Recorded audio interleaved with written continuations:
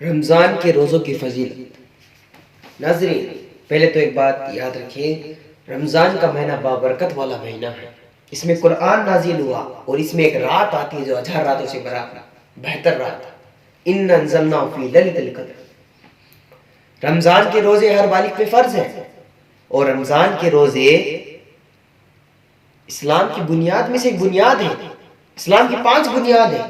First, شہادت دینا۔ Second, 5 وقت با جماعت کے ساتھ نماز قائم کرنا۔ تھرڈ، رمضان کے فرض روزے رکھنا۔ فورتھ، زکوٰۃ ادا کرنا۔ 5، حج کرنا۔ تھرڈ، رمضان کے روزے ہیں فرض۔ اور اللہ تعالیٰ فرماتا ہے سورہ بقرہ کے اندر، یا ایھا الذین آمنوا کتب علیکم الصیام کما کتب علی الذین من قبلکم لعلکم تتقون۔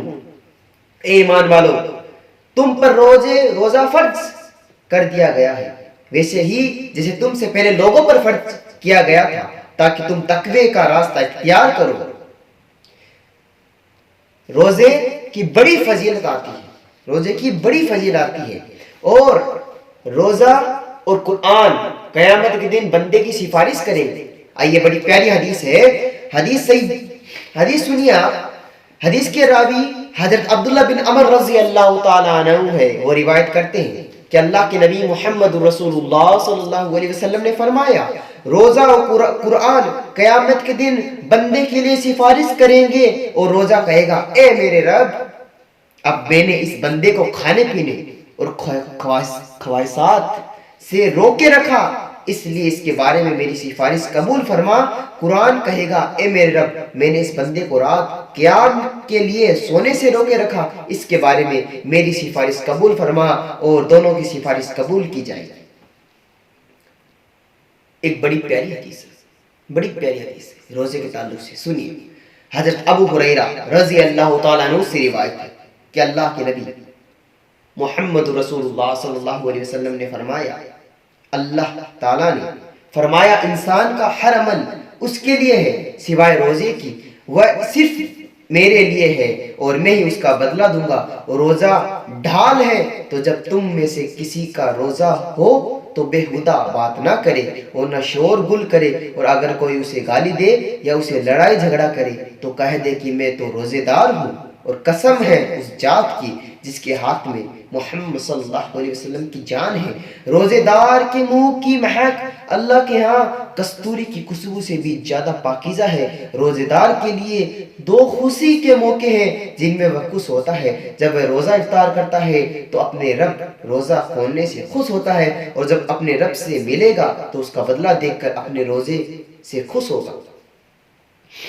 حضرت ابو امامہ باہر رضی اللہ تعالیٰ عنہ بیان کرتے ہیں کہ میں نے عرض کیا، اللہ کے رسول، مجھے کوئی عمل بتائے۔ آپ نے فرمایا، روزہ رکھ، اس کے بارے میں کوئی عمل نہیں ہے۔ میں نے پھر عرض کیا، اللہ کے رسول، مجھے کوئی اور عمل بتائے۔ آپ نے فرمایا، روزہ رکھ، اس کے برابر کوئی عمل نہیں۔ میں نے پھر عرض کیا، اللہ کے رسول، مجھ کو کوئی اور عمل بتائے۔ آپ نے فرمایا، روزہ رکھ، اس کے برابر کوئی عمل نہیں۔ راوی بیان کرتا ہے کہ ابو امامہ رضی اللہ تعالیٰ عنہ نے گھر مہمان کے آمد کے سوا کبھی دعا نظر نہیں آتا۔ اب ایک بات بتائیے، رمضان کے روزوں کی فضیلت کے تعلق میں چند احادیث رکھ کر آپ کے سامنے میں میری بات ختم کرتا ہوں۔ آئیے، رمضان کے روزے گناہوں کے کفارے کا باعث بنتا ہے، گناہ معاف ہوتے ہیں اس سے۔ آئیے، بڑی پیاری حدیث ہے، راوی حضرت ابو ہریرہ رضی اللہ تعالیٰ عنہ ہے، صحیح بخاری کی حدیث ہے۔ وہ فرماتے ہیں کہ نبی کریم صلی اللہ علیہ وسلم نے فرمایا، جس شخص نے ایمان کے ساتھ ثواب کی نیت سے اللہ کی رضا کے لیے رمضان کے روزے رکھے تو اس کے پہلے گناہ معاف کر دیے جاتے ہیں۔ صحیح بخاری کی حدیث ہے۔ ایک بڑی پیاری حدیث اور ہے، یہ بھی صحیح بخاری کی ہے، راوی حضرت ابو ہریرہ رضی اللہ تعالی عنہ ہے۔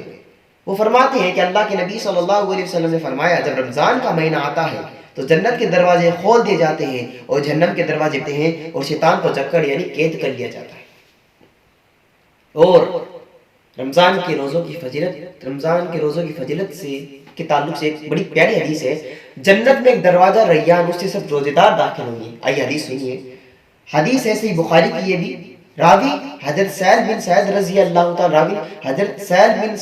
اللہ تعالی عنہ فرماتے ہیں کہ نبی کریم صلی اللہ علیہ وسلم نے ارشاد فرمایا جنت میں ایک دروازہ ہے جس کا نام ریان ہے، اس سے روزے دار لوگ ہی داخل ہوں گے، کوئی دوسرا اس کے علاوہ داخل نہیں ہو سکے گا۔